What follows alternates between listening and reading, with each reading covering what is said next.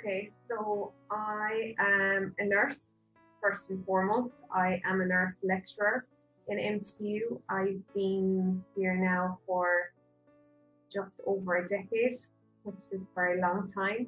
I work predominantly on the Bachelor of Science honours degree in mental health nursing, but I also teach on the BSc in general nursing program as well. And we also have a number of postgraduate nursing programs that I'm involved in there with supervision and different things. So I suppose my role is varied, and I suppose I'm drawn to the area of mental health and vulnerability, diversity, representing groups that may be stigmatized in society, and all of that is very relevant in mental health or psychiatric care. So myself and the students very much work towards a common goal in relation to that. Our students spend more than 50% of their time on placement. So they also have, really solid connections with their clinical supports, which adds another dimension to the role, which is lovely. And aside from that, then within the college itself, I also have done what I've termed the Nursing Careers event. It was an annual event. Now, it didn't run last year for various reasons, but prior to that, it would have run consecutively over a number of years, where I would have brought back past graduates from our BSc in nursing programs, be it general or mental health, to speak to the fourth years. I suppose these days are very positive in terms of employment, particularly in nursing, but there was a time, the downturn, where our biggest export in Ireland were nurses. They literally were qualifying and they were leaving the country. And I wanted our students to see that there were lots of roles that they could play as nurses. Like at the end of the day, you're leaving the MTU with a Bachelor of Science honours degree. And so you can do your HDiv and become a teacher, for example. So you can diversify within that. Now that need is no longer there, but certainly nurses, when they see themselves in the program, they see themselves as just the nurse, the uniform, going on the ward, because that's what they spend a lot of their time doing as a student. But there's so many other opportunities out there for nursing. And, we're renowned in nursing for being silent and not representing ourselves. But that's slowly changing. And I think we're working on that in MTU, because we're producing fantastic postgraduate courses that give nurses confidence and give them a voice. And I think now so more than ever, in terms of COVID, nurses should be speaking up, because they are, at the end of the day, on the front line. They're the ones making a difference and making changes. So the careers event has been really pivotal in that it shows interns that there are so many possibilities when you leave the MTU with your nursing degree. So that's kind of my role and my involvement to date.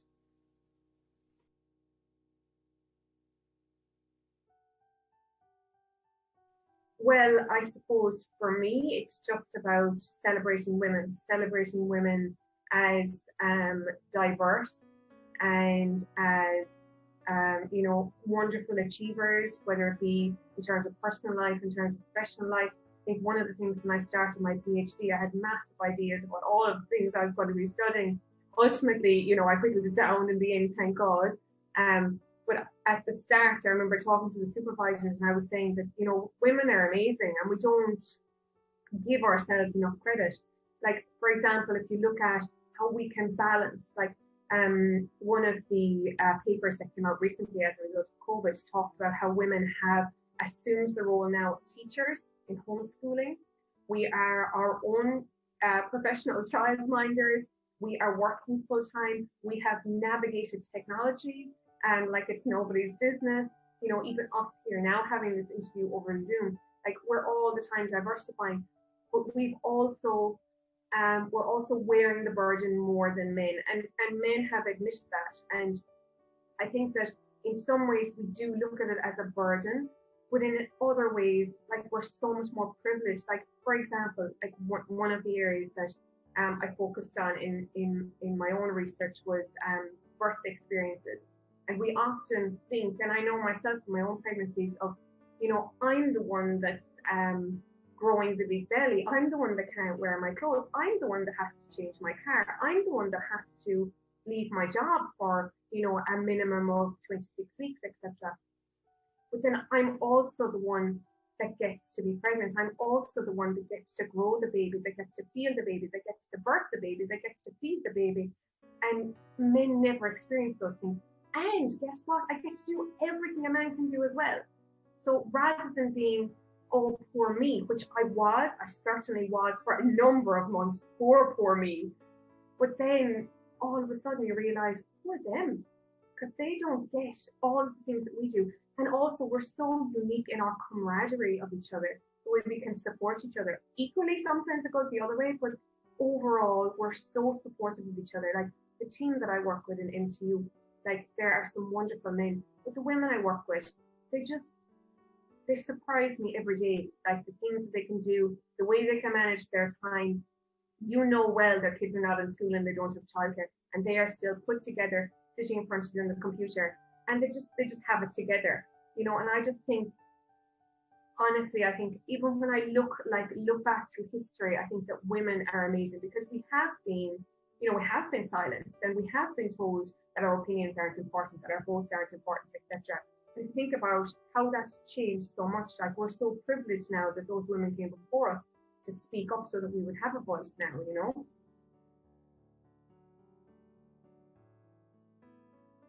I think the people that I am most in awe of are home birth midwives. I think they're almost exercised by our health service, whereby now they have to be self-employed.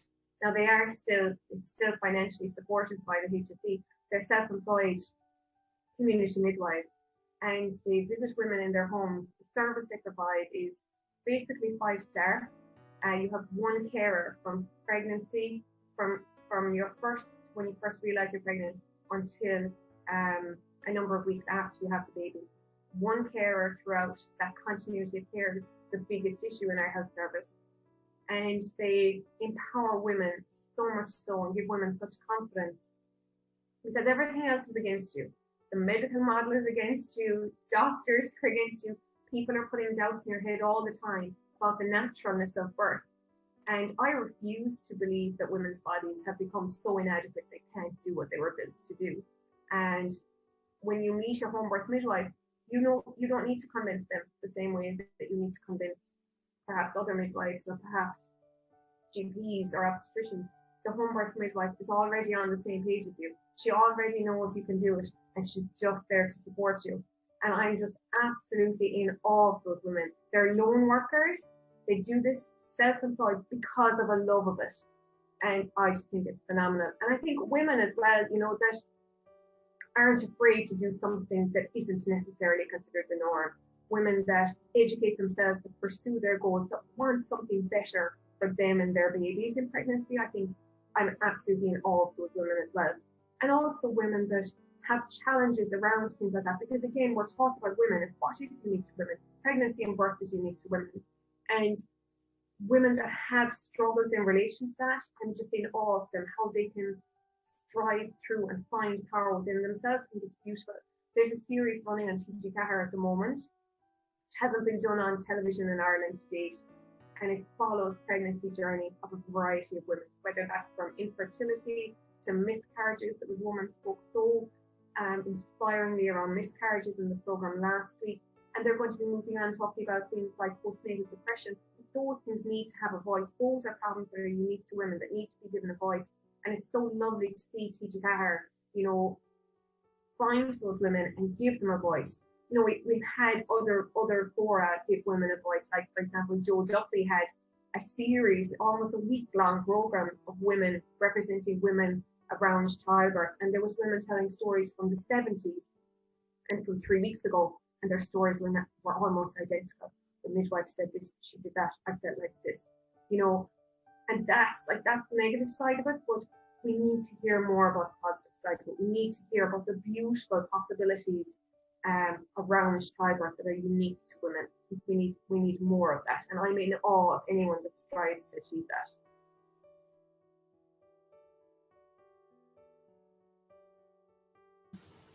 So I definitely had some challenges in relation to my nursing career prior to coming to MTU. I had a couple of jobs in nursing, some that I loved, and then others that were not a right fit for me. They weren't, I wasn't using the skills that I felt I was best at. And then I part-time pursued a life coaching course, personal business coaching diploma, and I subsequently did a diploma in career coaching. And it gave me the confidence, I think, that I needed to apply to MTU for it was an assistant lecturing post at the time. Like I was only 25, and I really didn't think that I would, be in with a chance of getting a teaching position in at third level. But because I had kind of pushed myself a bit to do the career coaching and things like that, I felt, well, look, what's the worst thing that can happen? I would still have my other job and I've nothing to lose. And I interviewed for the job and I got the job. And honestly, since I started in MTU, it has completely changed my life. I realized my calling was teaching. I loved nursing. I particularly loved, let's say, caring for the older person was an area that I loved working in. But more than any of that, I love teaching. I love being able to impart knowledge onto the students to prepare them for caring for others. I love having reflective practice with the students where we can have open and honest discussions about how we can do things better, how we can make our health system better, how we can advocate for our patients better. And you might say I'm doing that from behind a desk, but I love it. I love the education side of it. I think we have a wonderful team in the Department of Nursing and Healthcare Sciences in the MTU, and I honestly do believe with our close links with clinical and the hospitals where our students go on placement, I think we are making a difference.